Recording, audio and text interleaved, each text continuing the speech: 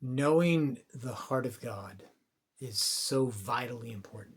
I want to focus on one particular verse today, and that is in Colossians in chapter 1. There's a whole lot in Colossians. It's really an exciting book. But when we look in Colossians 1, and I want to focus specifically on verse 10. And we're going to back up because you get used to that. I like to back up. But in verse 10 he says, that you may walk worthy of the Lord, fully pleasing him, being fruitful in every good work and increasing in the knowledge of God.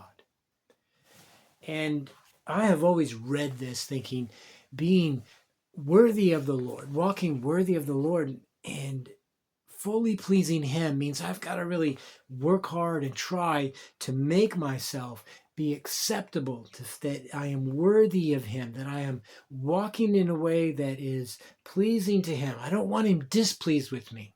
And I think there's a beautiful thing in our hearts is we don't want him to be displeased. But what does this verse actually mean? And this is an insight, this is a revelation that the Lord helped me with not very long ago, just a few days ago actually. And it's been on my heart and my mind this week.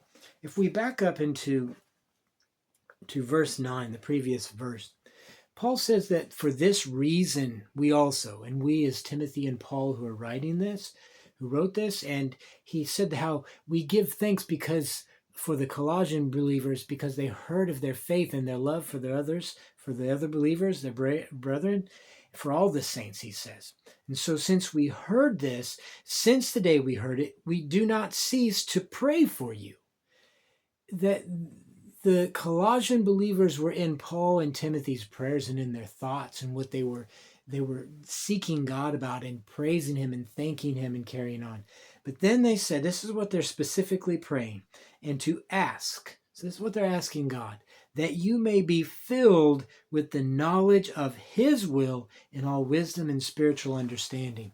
And I love that verse because verse 9 there tells us that we are to know, we should know God's will. This is what they're praying. They're not praying an idle prayer. This is something they really want these believers to get, is to know the will of God. Think of the will of God as not just that he wants this to work and that to happen, but it's the very heart of God. God's heart. And he says, I want you all to know the heart of God with full understanding and wisdom and spiritual understanding. You can really discern and know his heart. It's a beautiful prayer. It's something that we should see as attainable. Yes, he helps us. That's his very presence and his grace that gives this to us. But we can know the will of God. A friend of mine used to say that God's a funny guy. You can't really understand him. And a lot of people think that the will of God is a mystery. But Paul and Timothy are saying that God, help them to know it. It's attainable. It can be. And that leads into verse 10. And the first word is that.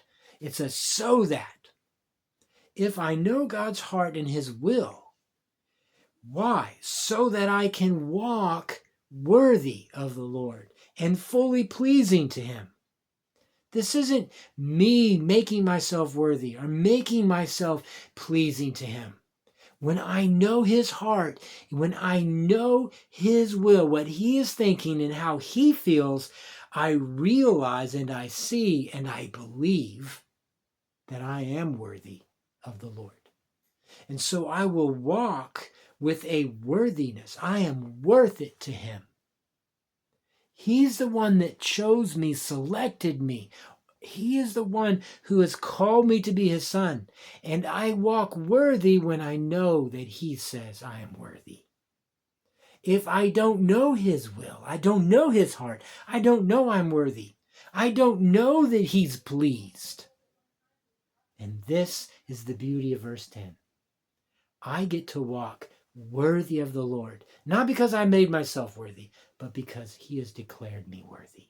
And I know his heart, his will, which says I am worthy, that he is pleased, not because of what I've done, but because of what he has done.